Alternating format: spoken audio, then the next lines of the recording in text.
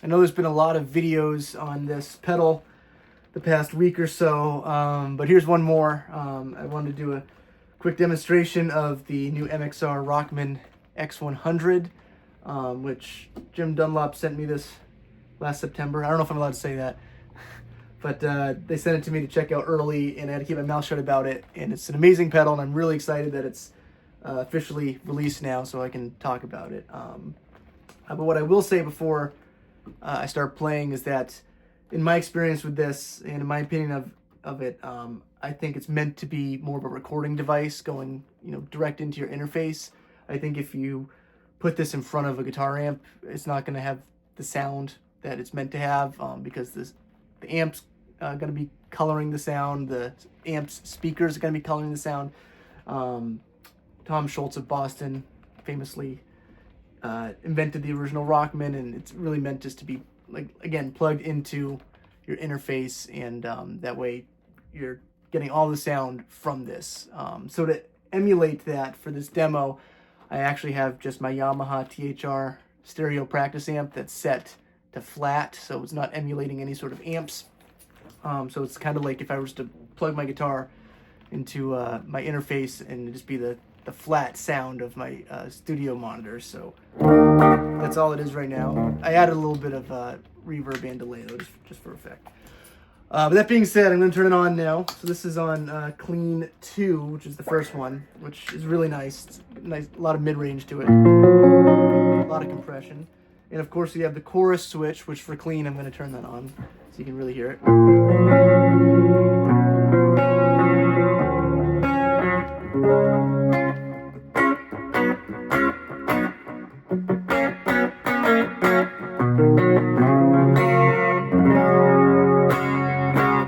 Hear the compression on it, which feels amazing when you're playing it. Next, I'm going to move to Clean 1, which is really scoop sounding.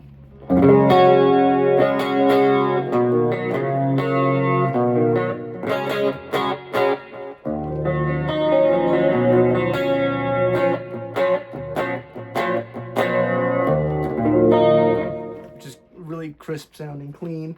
I'm going to turn the chorus off for a second and go to Edge, which is really kind of not quite distortion, but overdrive. And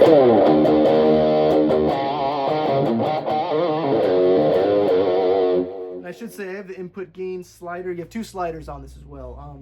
There's volume, which is kind of the output volume, and then the input gain, which if you crank that up, it will give you more distortion on the distortion and overdrive channels, or mode, I should say.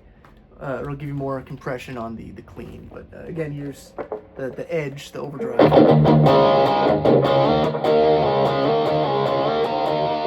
Already you can really hear that classic Boston tone. So if I turn the chorus on, you can really get...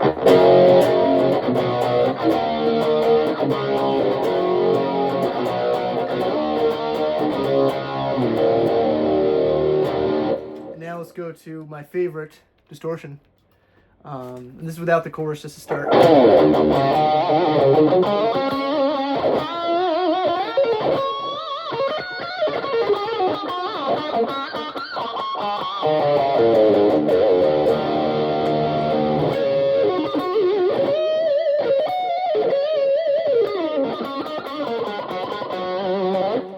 if I turn the chorus on, you can get really all 80s out on it.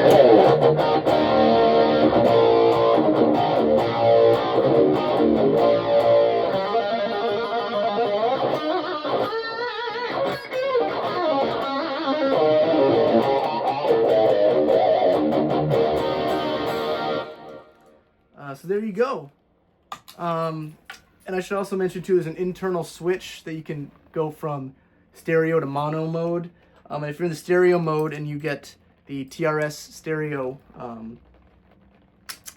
patch cable and the splitter, which MXR makes, I don't know if you can see, you can go full stereo, especially with the chorus. Sounds really big when recording. Again, I think it's an amazing recording tool. Or if you have, the ability to go DI for a live show, I think that would be great as well.